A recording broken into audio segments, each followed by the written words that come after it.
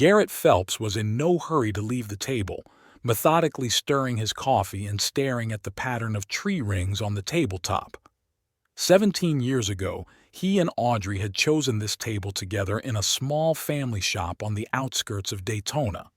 The salesman had sworn that the oak would last them a lifetime. Well, it seemed that the wood was stronger than their marriage. Audrey cleared the table, casually sweeping the crumbs into her palm. Her movements were too hurried, her shoulders tense. Garrett knew these signs. When his wife was nervous, her pathological neatness kicked in. "Are you going to be late from the office today?" she asked without looking up. Garrett glanced at his watch. It was 7:30. He usually left the house by now. "Maybe. We're in the middle of a busy period with a new contract." "What's up?" Audrey froze at the sink, still with her back to him. "We need to talk, Garrett." Something in her tone made him put down his spoon. In 8 years of marriage, he had studied his wife's intonations thoroughly. That phrase did not bode well. "About what?" She turned and sat down across from him, folding her hands on the table like a model student. Her dark brown hair was pulled back into a loose bun, with strands escaping at the edges. At 36, Audrey still looked attractive, although the wrinkles around her eyes had become more noticeable over the past year. Garrett suspected it was less about age than guilt. "I want a divorce," she said quietly but firmly. "I think we both know that our marriage has been dead for a long time." Garrett exhaled slowly. Strangely, he felt more relief than shock or pain. The moment he had been waiting for a year and a half had finally arrived. "How long have you been thinking about this?" he asked, trying to keep his voice neutral. Audrey grimaced slightly, apparently expecting a more emotional reaction. "I've been thinking about it for several months. It's just—" She faltered. "We've grown apart, Garrett. When was the last time we really talked? Not about bills or car repairs, but about something important to us?" He shrugged. "Maybe you're right." "I don't want you to think it's all your fault," Audrey continued. "We both let our marriage turn into this." "This," Garrett repeated silently. How delicately she skirted the real reason. The garbage truck hummed outside. It was a typical Tuesday in suburban Daytona. Neat houses with trimmed lawns, 2 cars in the driveway, and a barbecue in the backyard. They didn't have children. At first they wanted to get on their feet, then they kept putting it off, and then it became clear that it was for the best. "Is there someone else?" Garrett asked, looking her straight in the eye.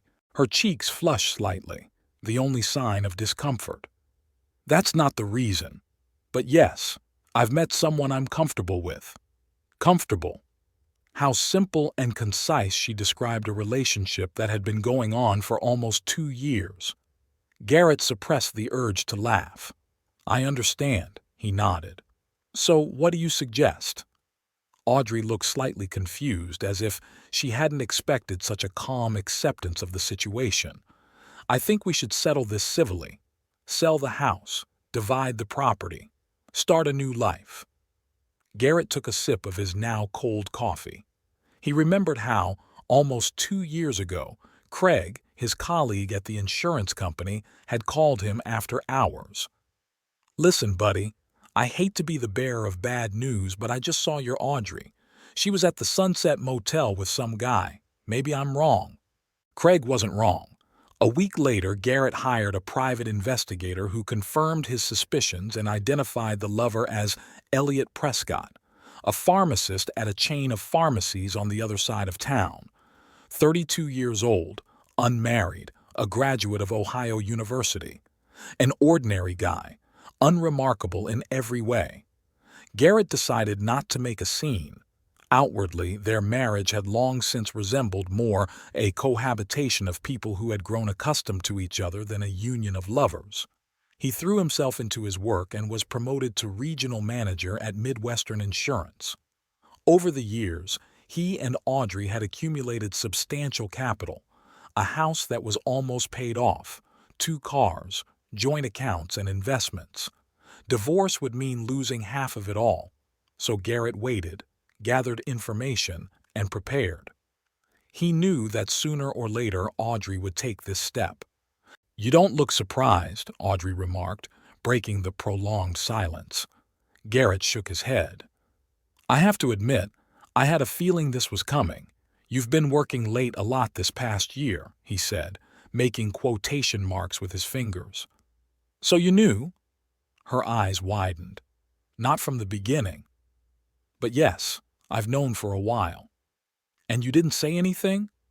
Her voice was a mixture of surprise and indignation.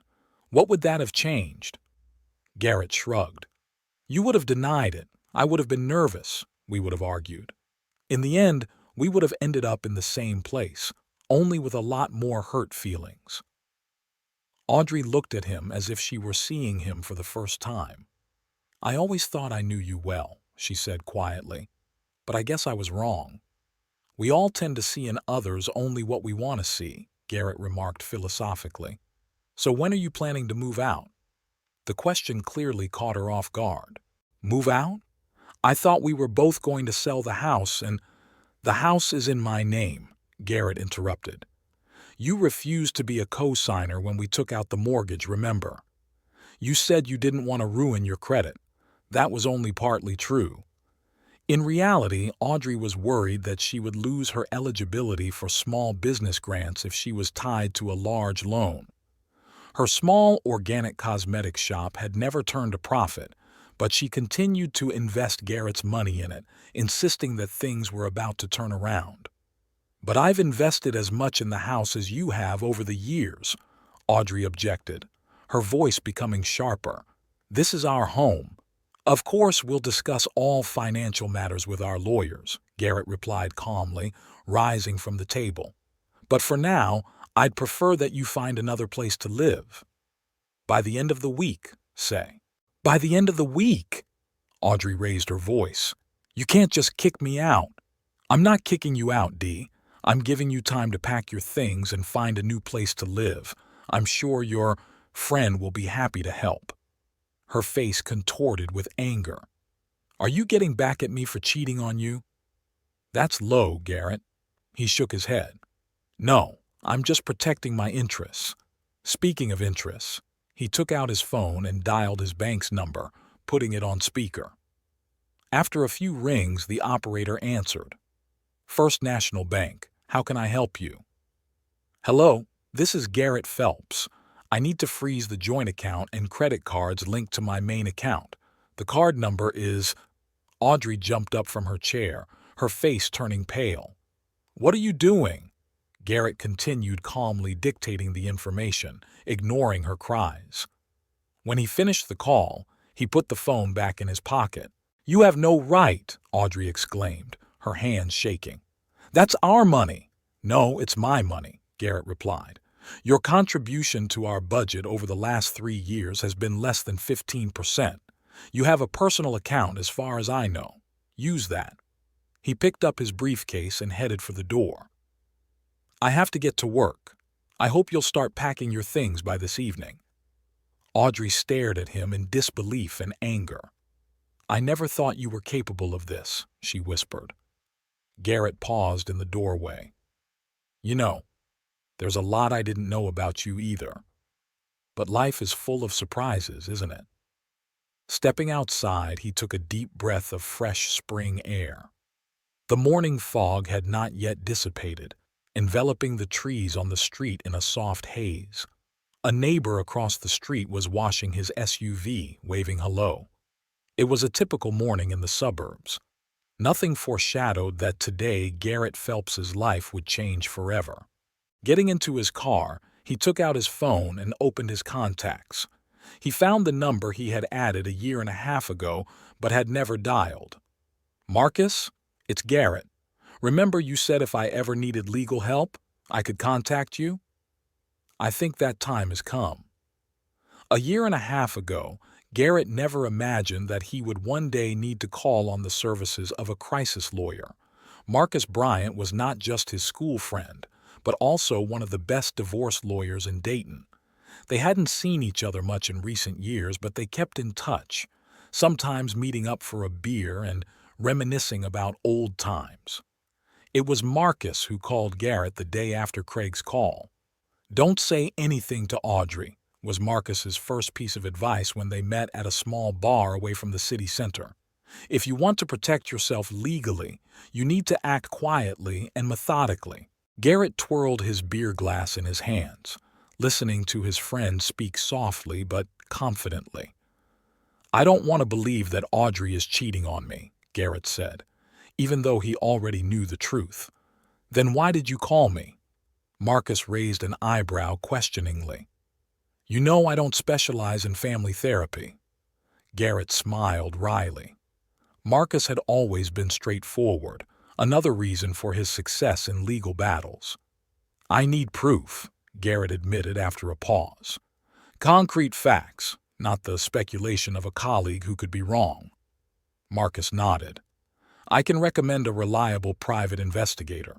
It's not cheap, but money is no object." A week later, Garrett was already looking through a folder of photos, travel reports, and printouts of phone calls. Elliot Prescott. A photo of a smiling, brown-haired man with regular features. Nothing special. You see people like that all the time. In several photos, Audrey and Elliot were entering a motel. In others, they were sitting in a restaurant holding hands. In one photo, they were kissing in Elliot's car, parked outside a shopping center. Garrett felt a strange mixture of pain, rage, and a kind of devastating calm. It was as if part of his soul had simply numbed itself, refusing to accept what was happening. "What are you going to do?" asked the detective, a middle-aged man with tired eyes who had seen hundreds of stories like this. "Nothing for now," Garrett replied. "Usually, people in your situation either make a scene or file for divorce right away," the detective said, his voice betraying his professional curiosity. "I'm unusual," Garrett said, closing the folder. "Keep watching, please." "I need all the information." After that conversation, Garrett began systematically preparing for the day when Audrey decided to leave. He was in no hurry. He had plenty of time. She clearly had no intention of confessing, preferring to live a double life, and Garrett preferred to be 100% prepared. First, he transferred a significant portion of their joint accounts to a new personal account at another bank. Not everything. That would have raised suspicions, but enough to protect his main capital. Then he drew up a deed of gift to his mother for part of the property, an old family cottage that he and Audrey hardly ever used. Technically, it was jointly owned property, but Garrett doubted that his wife would remember it when dividing the assets. At the office, he immersed himself completely in his work, which did not go unnoticed by his superiors. 3 months later, Garrett was promoted to regional manager. Along with his new position came Vivian Morton, his executive assistant, a woman in her 30s with a penetrating gaze and quiet self-confidence. "Do you have plans for lunch, Mr. Phelps?" she asked on her first day. "I'd like to discuss some work matters." Over lunch at a small restaurant near the office, Vivian surprised Garrett with her competence and understanding of the insurance business. "Did you work with my predecessor?" he asked. "No," Vivian shook her head. "I transferred from the Chicago office a month ago. I decided I needed a change of scenery." "And how do you like Dayton after Chicago?" "It's quieter," she smiled. "Sometimes that's just what you need." In the weeks that followed, Garrett came to appreciate not only Vivian's professionalism, but also her reserved, slightly ironic nature. She never pried into his personal life, but somehow always sensed his mood and knew how to support him without saying a word. Meanwhile, the detective's reports continued to arrive. Audrey and Elliot's affair was not ending. On the contrary, it was developing. They met 2 or 3 times a week, mostly during the day when Garrett was at work. Sometimes on weekends when Audrey was supposedly visiting a friend in Cincinnati. One April evening, staying late at the office, Garrett discovered that Vivian was still at work. "It's almost 9, he said, peeking into her office. "Why are you still here?" Vivian looked up from her monitor. "I could ask you the same thing, Mr. Phelps." "Garrett, please. We can drop the formalities after work." "Okay, Garrett," she nodded. "I'm finishing up the quarterly report. What about you?" He shrugged. "Just didn't feel like going home." Something in his tone made Vivian look at him more closely. "Is everything okay?" Garrett wanted to respond with his usual, "Yes, of course," but instead, to his own surprise, he said, "No, not really." Vivian closed her laptop. "I have a better idea than sitting here until nightfall. There's a nice bar nearby that serves excellent whiskey." That evening, sitting in the dimly lit bar, Garrett told someone about his situation for the first time in a long time. Not everything, but enough for Vivian to understand the essence of the problem.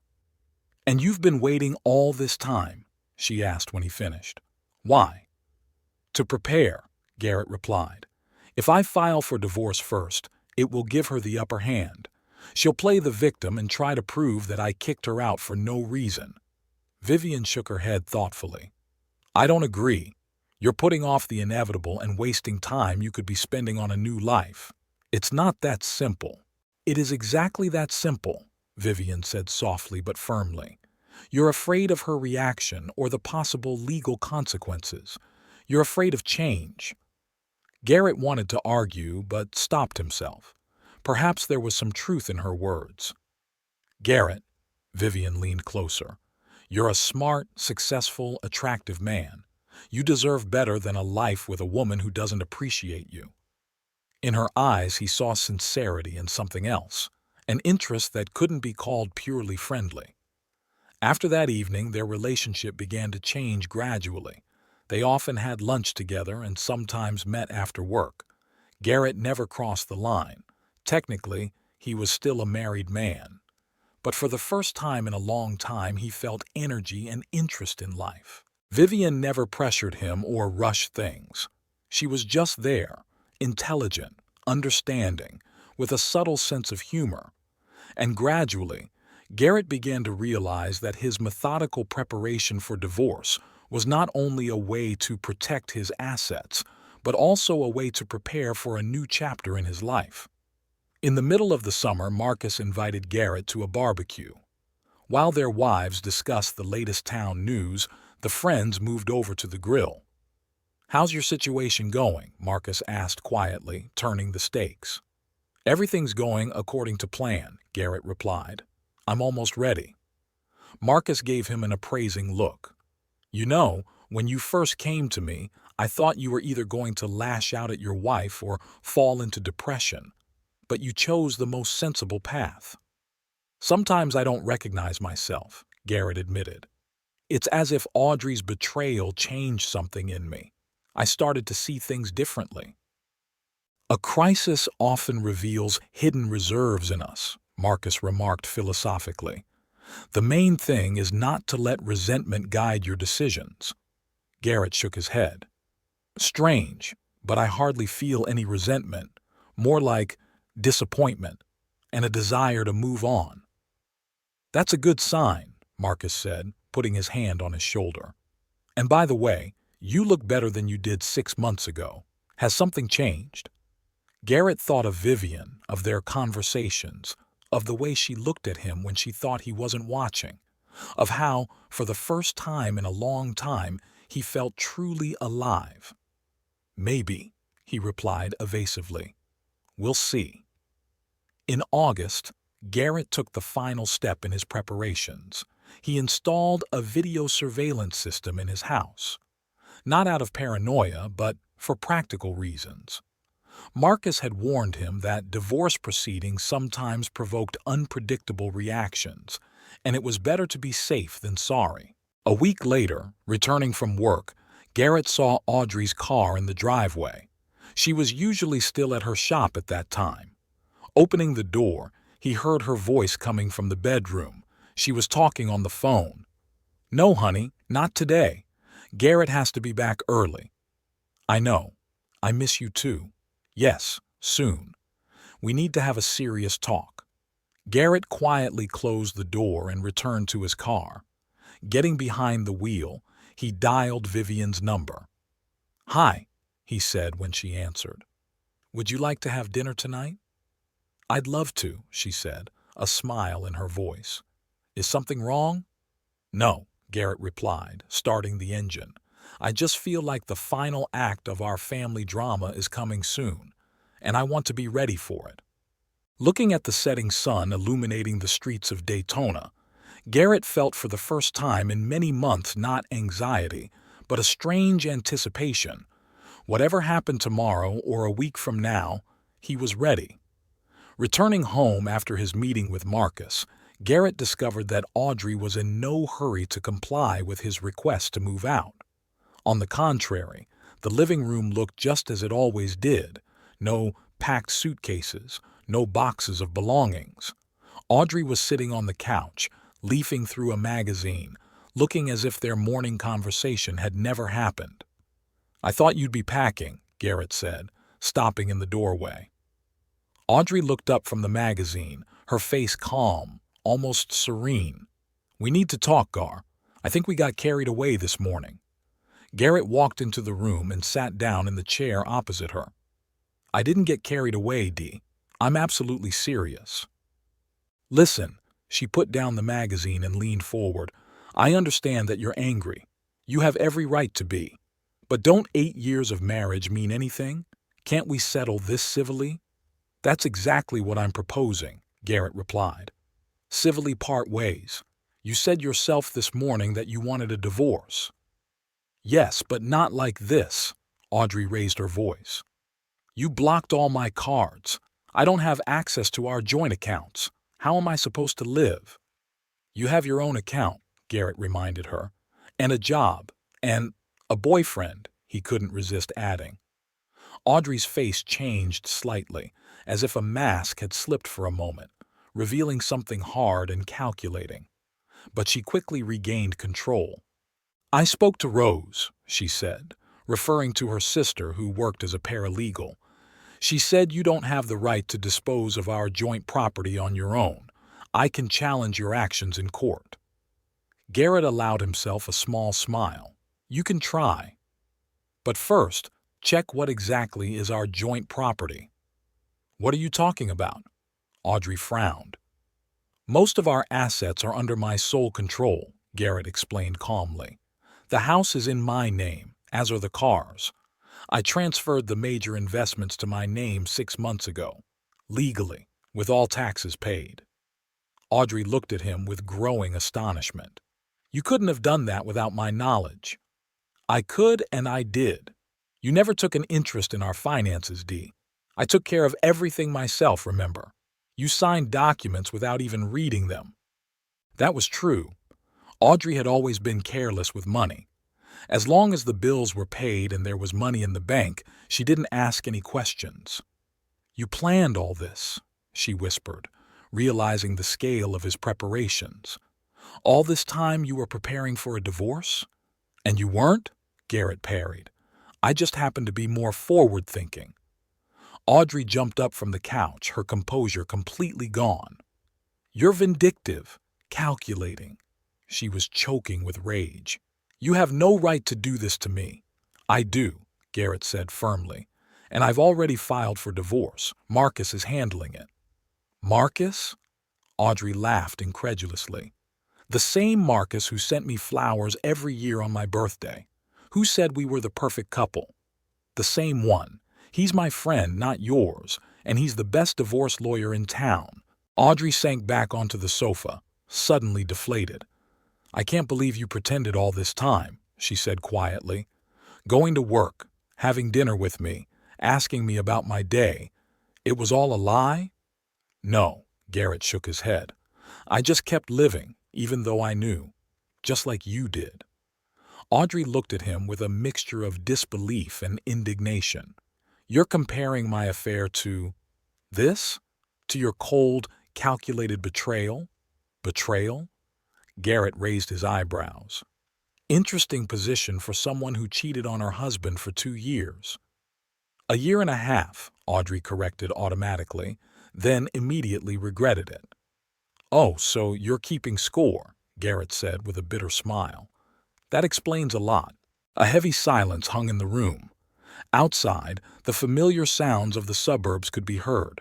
A dog barking somewhere, a car driving by, children playing in a neighbor's yard. It was a typical evening in Dayton, as if Garrett and Audrey's lives weren't falling apart right now. "I'm not moving out by the end of the week," Audrey finally said. "This is my home as much as it is yours. I'm going to fight for justice." Garrett shrugged. "Whatever you want, but Marcus has already filed for a temporary restraining order. Given the circumstances, we have a good chance of getting it." "What circumstances?" Audrey asked suspiciously. "I'm concerned for my safety," Garrett replied calmly. "Your friend has anger management issues, 2 arrests for bar fights, 1 domestic violence claim from an ex-girlfriend. Nothing serious, but enough for a judge to be cautious." Audrey's face paled. "That's not true. Elliot would never—" "Ah, so that's his name," Garrett nodded, as if confirming a long-known fact. "Thanks for clarifying." Audrey faltered, realizing she had given herself away. "Have you been following me?" "No," Garrett shook his head. "I hired a professional." The next few days at the Phelps house were marked by a tense truce. Audrey moved into the guest bedroom, avoiding unnecessary contact with Garrett. He also tried to spend more time at work or meeting with Vivian. Their relationship developed slowly but surely, progressing from friendly dinners to more personal conversations. "Have you ever been married?" Garrett asked during one of these dinners at a small Italian restaurant. Vivian shook her head. "I was engaged. Twice," she smiled slightly. "The first time was in college, out of stupidity and family pressure. The second time was 4 years ago, with a colleague from the Chicago office." "What happened?" "I realized that getting married just because it seemed like the logical next step wasn't the best idea." Vivian sipped her wine. "What about you? Do you regret your marriage?" Garrett thought for a moment. "Not the marriage itself. More that I didn't see the problems before, or didn't want to see them." "People often don't notice what they're not ready to accept," Vivian remarked philosophically. "But you learn from your mistakes. That's a lot." In her eyes, Garrett saw understanding and something else, a warmth that became more apparent with each encounter. He wasn't rushing to define their relationship, but for the first time in a long time, he felt truly alive. On the 3rd day after his conversation with Audrey, Garrett received a notification from the video surveillance system on his phone. The camera had detected movement at the front door. Opening the app, he saw Audrey and a tall man who appeared to be Elliot Prescott himself. Garrett watched as they entered the house, discussing something animatedly. Soon another notification came from another camera. Audrey was showing Elliot the living room, gesturing excitedly. The man looked uncertain, looking back frequently, as if afraid that Garrett might suddenly appear. "What are you doing?" Marcus asked when Garrett called him and told him about the situation. "Nothing yet," Garrett replied. "Just watching." "You should go home," Marcus advised. "It could be useful for our case." Garrett did as he was told. On his way home, he felt a strange sense of calm, as if the final act of a long-written play was finally being performed on stage.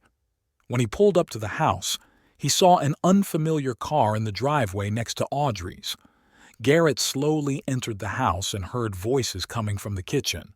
"And the bathroom will need to be redone too," Audrey was saying. "I've always wanted a big jacuzzi, but Garrett thought it was a waste of money." "Audrey, maybe you shouldn't rush into anything." The man's voice sounded concerned. "We need to sort out the divorce first." "Oh, don't worry about that," Audrey replied casually. "Garrett thinks he's so smart with his legal maneuvers. But Rose said we can easily prove that the house is joint property. Worst case scenario, I'll get half its value." Garrett decided he had heard enough and entered the kitchen. "Good evening," he said calmly. Audrey flinched, and the man, undoubtedly Elliot, turned abruptly, nearly knocking over his coffee cup. "Garrett!" Audrey quickly regained her composure. "You're early today." "Apparently." Garrett replied dryly. He turned to Elliot. And you must be the pharmacist. Elliot looked as if he wanted to sink through the floor. Elliot Prescott, he finally introduced himself, not offering his hand. We were just discussing the future, Audrey said defiantly. Elliot is moving here after the divorce. Really? Garrett raised an eyebrow. Into my house? Our house, Audrey corrected. Actually, I didn't say, Elliot began, but Audrey cut him off. It doesn't matter. The point is, I'm not moving out. And if you think you can kick me out, you're wrong. Garrett looked at them both. Audrey with her fierce expression and Elliot clearly feeling out of his depth. Mr. Prescott, Garrett said calmly, I would leave now if I were you. There is a restraining order against you on this property. The order was issued this afternoon. What? Elliot looked at Audrey in confusion. You didn't say anything about a restraining order. Because there isn't one, Audrey exclaimed. He's bluffing. Garrett took a folded piece of paper out of his pocket and handed it to Elliot. Here's a copy. The original is with my lawyer. Elliot glanced at the document and his face changed. It says here that I'm a threat. This must be some kind of mistake. He turned to Audrey. You said everything would be fine. It will be, she assured him, snatching the paper from his hands. She scanned the text and turned pale. It's fake. It has to be. Call the court and check, Garrett suggested. In the meantime, Mr. Prescott, I would leave the premises if I were you. Violating a court order is a serious matter. Elliot hesitated for less than a second. I'm sorry, Audrey, but I have to go. Call me when you sort this out. Elliot! Audrey tried to stop him, but the man was already heading for the exit. You can't just leave! But Elliot had already closed the door behind him. The sound of a car engine starting signaled his hasty retreat. Audrey turned to Garrett, her eyes narrowing with anger. You ruined everything, she hissed. You were always so proper, such a perfect husband, but in reality, you're a cold, calculating manipulator. Interesting coming from a woman who cheated on me for 2 years and was now planning to bring her lover to my house, Garrett replied calmly. 1.5 years, Audrey corrected automatically, then immediately stopped, realizing the absurdity of her objection. Garrett laughed involuntarily. You know, Dee, I think we'll both be better off when this is over. He headed for the kitchen door, but stopped in the doorway. And by the way, my lawyer will be very happy to know that you violated the restraining order on the first day. That night, Garrett didn't sleep, waiting for another explosion from Audrey. But the house was quiet, too quiet. In the morning, he discovered that her car was not in the driveway. Perhaps she had decided to listen to reason after all and spend the night with friends or relatives. When he arrived at work, Garrett saw that Vivian was already there, even though it was only 8 in the morning. Early bird? He asked, peeking into her office. Vivian looked up and smiled. Just wanted to finish the report before the meeting. How was your evening? Garrett told her about yesterday's confrontation. Vivian listened attentively without interrupting. You know, she said when he finished, I'm impressed by your self-control. Most men would have made a scene out of jealousy. Jealousy requires feelings, Garrett shrugged. And I seem to have exhausted my quota with Audrey. Vivian looked at him thoughtfully. Do you have any feelings left for anyone else? Their eyes met, and Garrett felt something stir inside him. Yes, he replied quietly. Definitely. That evening, Garrett returned home later than usual. He and Vivian had dinner in town, and the conversation had gone on late. Parking outside his house, he immediately sensed that something was wrong. The front door was ajar, and strange noises were coming from inside. Carefully entering the house, Garrett froze in his tracks. The living room looked as if a hurricane had swept through it. The sofa was overturned, books were thrown off the shelves, and family photos were broken. And in the middle of this chaos stood Audrey with a baseball bat in her hands. "Welcome home, dear," she said with an unnatural smile. "How was your day?" Garrett stood at the huge window in Marcus's office watching the busy street below. Dayton was slowly waking up. Shops were opening their doors, office workers were rushing by with coffee in their hands, and a school bus was pulling up at the corner. It was a typical scene in a typical city, where typical people lived their typical lives. "So, trashing your house wasn't the best idea for Audrey," Marcus said, placing a folder of documents on the desk. The judge was extremely unhappy about the violation of the restraining order and the damage to property, especially after we provided the CCTV footage. Garrett nodded, remembering the events of that night. He didn't confront the enraged Audrey, but simply called the police. The officers arrived 15 minutes later and found his ex-wife still holding the bat, screaming about injustice and betrayal. She was arrested on the spot for violating the restraining order and intentional damage to property. "Will she pay compensation?" Garrett asked without much interest. Money was the last thing on his mind right now. "Definitely," Marcus replied confidently. "But more importantly, this incident has significantly strengthened our position in the divorce proceedings. The judge has effectively recognized you as the injured party." "What about the division of property?" Marcus sighed. "That's more complicated. Despite your foresight, the court still adheres to the principle of equal division of jointly acquired property. The house will have to be sold and the proceeds divided. The same applies to investments and other assets acquired during the marriage." Garrett shrugged. "I wasn't expecting anything more. The main thing is to keep what I earned before the marriage and the assets that were transferred to my mother." "That won't be a problem," Marcus assured him. "Audrey didn't even mention the cottage in her lawsuit, just as you predicted." "When will all this be over?" "With a standard review, 3 to 4 months. Given the circumstances, I'd say you'll be officially a free man by Christmas." Garrett nodded. 4 months wasn't that long, especially after 8 years of marriage. "How is Audrey now? Is she still—" He hesitated, unsure how to phrase the question. "Is she furious?" Marcus smiled. "Yes, but her lawyer is a smart man. He understands that after the incident with the vandalism, the best strategy for her is to agree to a settlement and not make the situation worse." "What about her boyfriend, Elliot?" "According to my sources, he's staying out of it. Apparently this whole thing was too much for a modest pharmacist." Garrett smiled involuntarily. For some reason, he didn't feel any animosity toward this man. After all, if it weren't for Elliot, Garrett might still be living in his illusory marriage. "Audrey will be released from custody today," Marcus continued.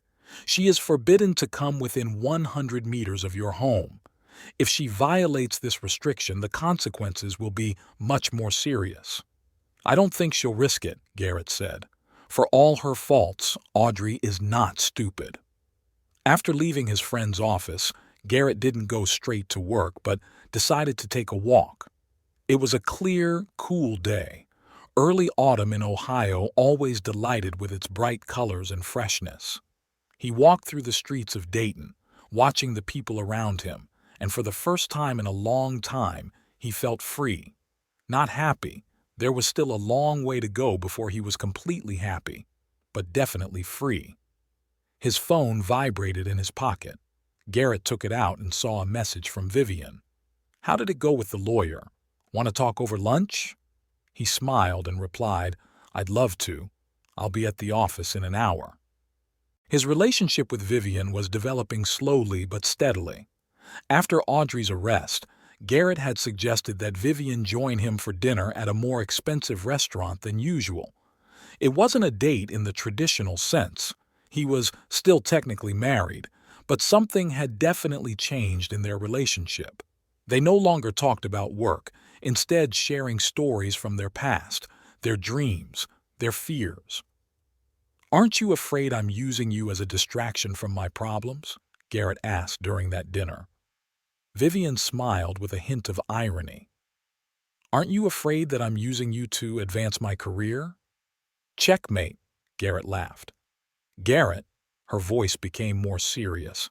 I'm not a naive girl who jumps into things head first. And you're not the kind of person who uses other people. We're both adults who happen to be in the right place at the right time. What's wrong with that? He looked into her eyes and saw not only attraction, but also the strength of character that had always drawn him to her. Nothing, he replied. Absolutely nothing.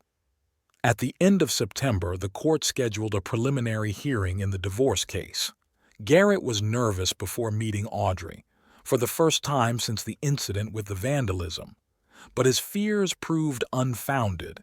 She looked composed and calm, avoided direct eye contact, and communicated only through her lawyer. The hearing went quickly and without incident. The parties agreed on the main terms of the divorce, including the division of property. Audrey would receive half the value of the house after it was sold, her share of joint investments, and the car. Garrett would keep his premarital assets, business accounts, and personal savings. The cottage, registered in his mother's name, was not even mentioned in the documents. Everything went smoothly, Marcus remarked as they left the courtroom. Too smoothly. Be careful. Do you think she's up to something? I don't know, Marcus shook his head. But such a sudden change of mood is alarming. A couple of weeks ago, she was trashing your house, and today she sat there quiet as a mouse. Maybe she just realized that resistance is futile. Maybe, Marcus said uncertainly. In any case, don't relax until the final verdict is in. But Marcus's fears proved unfounded. Over the next few weeks, the process moved forward according to plan. The house was listed for sale and quickly found a buyer. Audrey even helped with the showings, convincing potential buyers of the property's merits. Garrett temporarily moved into a small apartment closer to the city center. It was less a necessity than a desire to start a new life with a clean slate. One evening, as he and Vivian were returning from the movies, Garrett noticed a familiar figure near his new home. At first he tensed, thinking it was Audrey, but as he got closer, he recognized Elliot Prescott.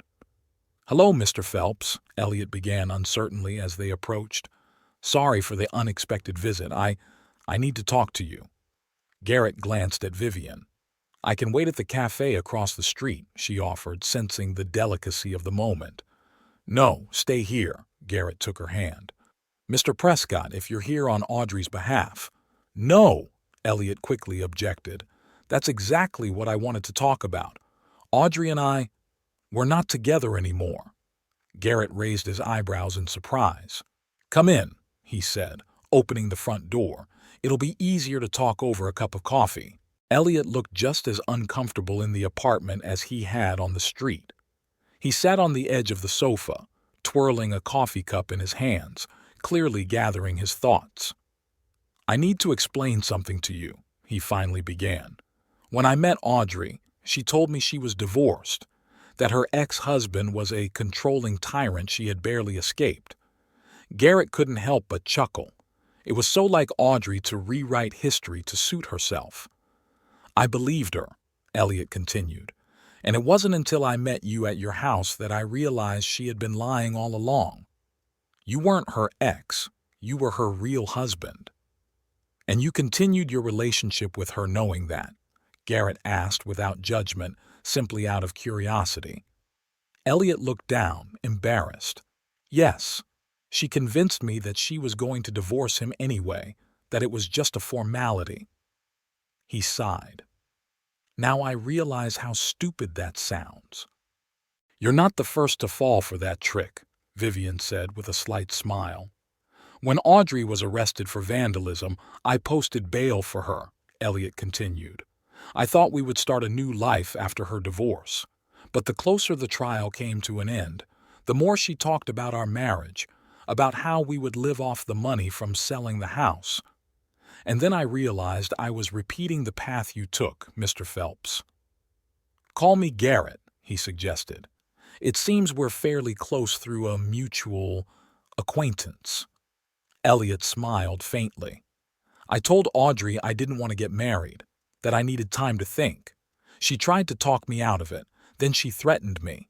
Then she made a scene in my apartment. History repeating itself, huh? Garrett nodded. He didn't feel any schadenfreude, just a strange sense of liberation, as if the last piece of the puzzle had fallen into place. I broke up with her last week, Elliot finished, and she didn't take it very well. I can imagine, Garrett said dryly. But that's not why I'm here, Elliot said, reaching into his jacket's inside pocket and pulling out an envelope. She asked me to give this to you if I saw you. She said you lost it in the old house. Garrett took the envelope curiously. Inside was a lottery ticket and a note written in his own handwriting. Elliot, I hope someday you realize what you've gotten yourself into. Good luck. I didn't write this, Garrett frowned. It's a fake. I thought so, Elliot nodded. Another little manipulative trick, huh? Is the lottery ticket real? Vivian asked, peering over Garrett's shoulder. It's real, Elliot shrugged. I checked. It's worth $500. Not a fortune, but a nice bonus. Garrett laughed. You know what? Keep it. Consider it compensation for the emotional distress. Elliot shook his head. No, it's yours. I can't. You can, Garrett said firmly. I mean it. Consider it a gesture of goodwill from one victim of Audrey to another. Elliot paused, then nodded and put the ticket back in his pocket. Thanks. And I'm sorry about everything. I swear I didn't know she was married when it started. I believe you, Garrett said sincerely, and I don't hold it against you. You may have done me a favor without even knowing it. After Elliot left, Garrett stood at the window for a long time, watching his wife's former lover walk away down the street. Vivian came up behind him and put her arms around his shoulders. What are you thinking about? She asked quietly. The strange twists and turns of fate, Garrett replied. A year ago, I considered myself a deceived husband, a victim of circumstances. Now I realize that it was all for the best. Vivian smiled and pressed herself closer to him. Sometimes loss opens the way to something more valuable. Garrett turned and looked into her eyes. You know, I never believed in fate or destiny, but now, looking at you, I'm beginning to question my skepticism. And I never thought I'd date a man who was still technically married, Vivian laughed. See, we're both rethinking our principles. Garrett leaned down and kissed her, gently but confidently. There was no desperation or desire to forget in that kiss. There was only the promise of a new beginning. A month later, in mid-December, the court issued a final divorce decree. Garrett received all the documents from Marcus just before the Christmas holidays, a peculiar gift from fate. The sale of the old house was completed, and the proceeds were divided as agreed. Audrey received her share and, according to rumors, moved to Cincinnati to start over with a clean slate. Garrett stayed in his apartment in the city center. He liked it better than the spacious but faceless house in the suburbs. Vivian often stayed with him, although they did not officially live together. Neither of them wanted to rush things, preferring to let their relationship mature naturally. On Christmas Eve, sitting by the fireplace in Garrett's cozy apartment, Vivian suddenly asked, "Do you regret anything? The past year? The divorce?" Garrett thought for a moment, watching the dancing flames. "No," he finally replied. "My only regret is that I didn't meet you sooner." "But if you had, you might not have appreciated it," Vivian remarked wisely. "Sometimes we have to go through trials to learn to appreciate true happiness." Garrett raised his wine glass. "To new beginnings, and to never looking back." "To new beginnings," Vivian echoed, and their glasses clinked softly in the cozy silence of Christmas Eve. Early one June morning, Garrett stood on the balcony of his new apartment, watching the city gradually wake up. In the 6 months since his divorce was finalized, much had changed in his life. His old 3-room apartment in the city center had been replaced by a spacious penthouse in a new residential complex overlooking the river. It had been a joint decision, his and Vivian's. They wanted to start over with a clean slate, in a place where there were no memories of their past relationship or their painful divorce. "Coffee's ready," Vivian said as she stepped out onto the balcony, holding two steaming cups. Her rounded belly was already clearly visible under her light house coat. Garrett smiled as he took the cup. "How are you feeling today?" "Better," she said, leaning against the railing next to him.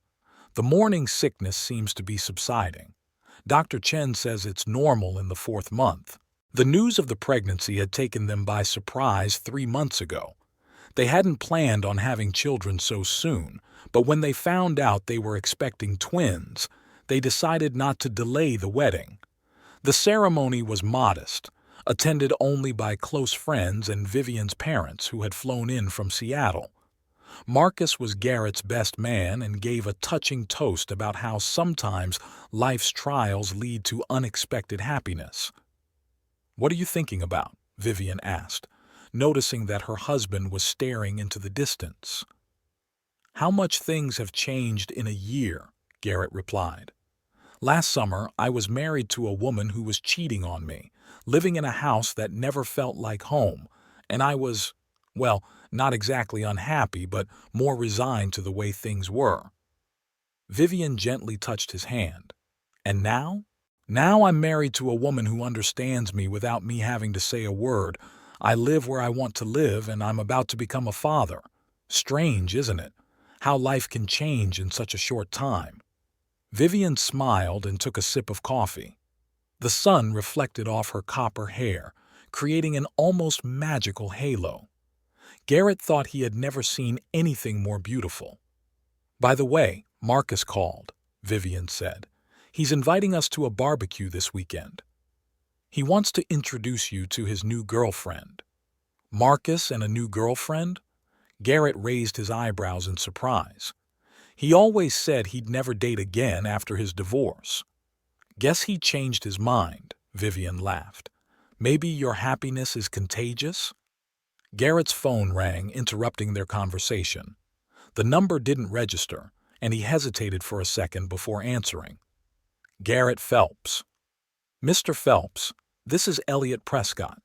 I hope I'm not disturbing you." Garrett was surprised. After their last meeting in December, he hadn't expected to hear the voice of his ex-wife's former lover again. "No, I'm fine. How can I help you?" "I'd like to meet with you, if possible. There's something I need to tell you in person." Garrett glanced at Vivian, who raised her eyebrows questioningly. "Of course," he replied after a pause. "When would be convenient for you?" They agreed to meet at a cafe near Garrett's office during his lunch break. After hanging up, he explained the situation to Vivian. "I wonder what he wants," she said thoughtfully. "Didn't you discuss everything last time?" "Yes, I'm surprised too," Garrett admitted. "But you know, after everything that's happened, I feel a strange connection to this guy. After all, we both went through the same ordeal with Audrey Phelps." Vivian nodded understandingly. "Just don't be late. We have an appointment with Dr. Chen at 5. The cafe where they met Elliot was typical of Dayton's business district, bright, with a minimalist interior and business people quickly grabbing lunch during their break.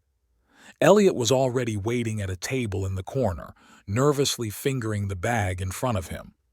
"Thanks for agreeing to meet," he said when Garrett sat down across from him. "No problem," Garrett replied. "Although I must admit, I'm curious what brought you here." Elliot looked different from when they last met. His nervousness was gone, and his eyes had taken on a new confidence. "I'm moving," he announced. "I got a job offer at a pharmaceutical company in San Francisco. It's a management position with great prospects." "Congratulations," Garrett said sincerely. "That's a big step." "Yes," Elliot nodded. "I probably would never have decided to make such a change if it weren't for everything that happened. Sometimes we need a good kick to move forward, right?" Garrett smiled. "Right, although I must say the method was rather painful." "Not just for you," Elliot smiled faintly. But that's not what I wanted to talk about. Remember the lottery ticket you gave me when we last met? Garrett frowned. The one that was supposed to be mine? Yes, I remember. Well, I didn't cash it right away, Elliot continued. I forgot about it in the rush of preparing for interviews, and when I finally decided to check, he paused. It turned out it wasn't $500. How much was it? Garrett asked, surprised by his friend's strange tone.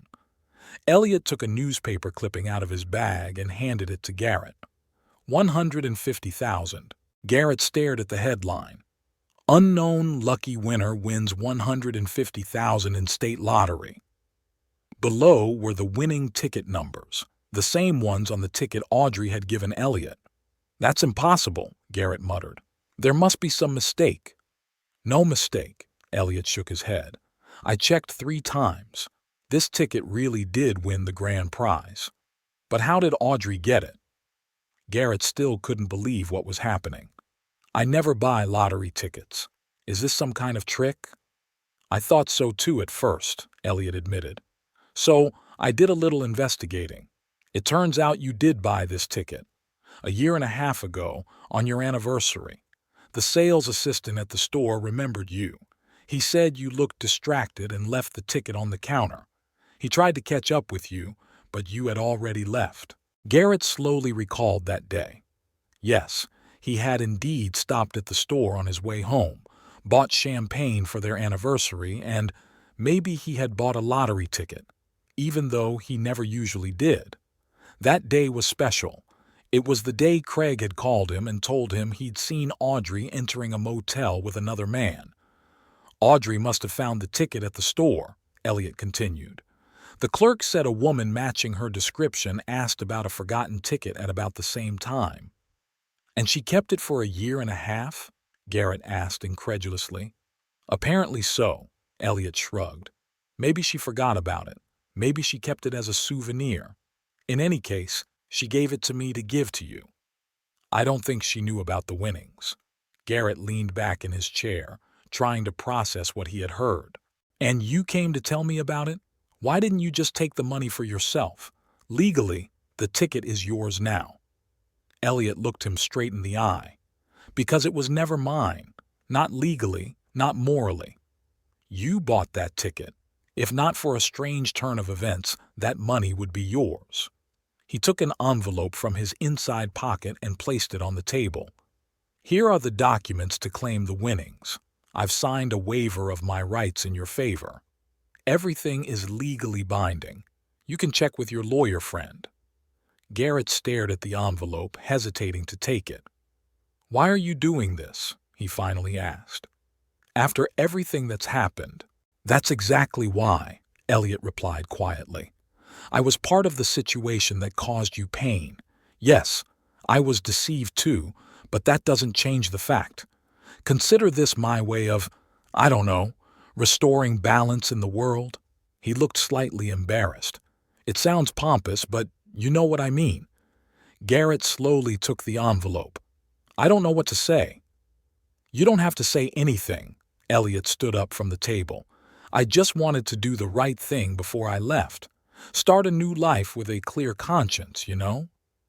Garrett also stood up and held out his hand. Thank you.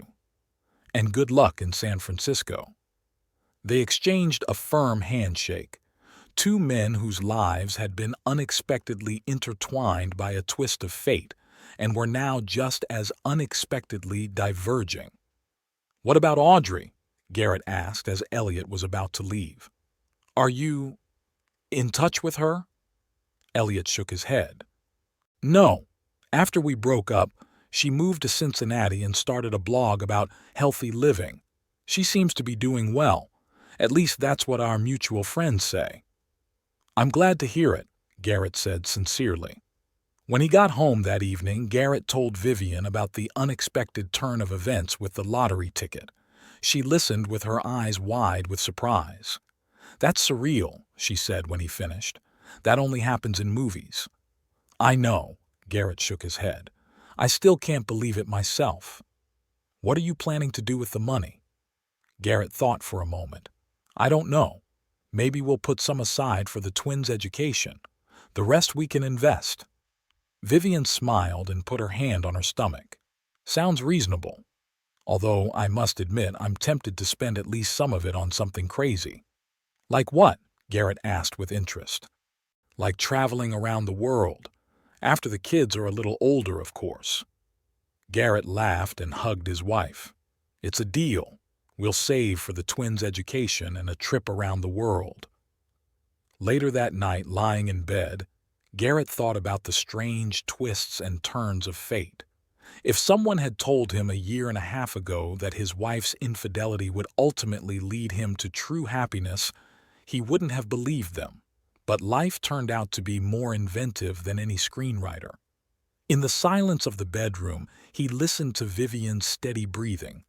His hand involuntarily reached for her belly, where their children were growing under his wife's heart. A new life. A new beginning. Sometimes you have to lose what you think is important to find what is truly valuable.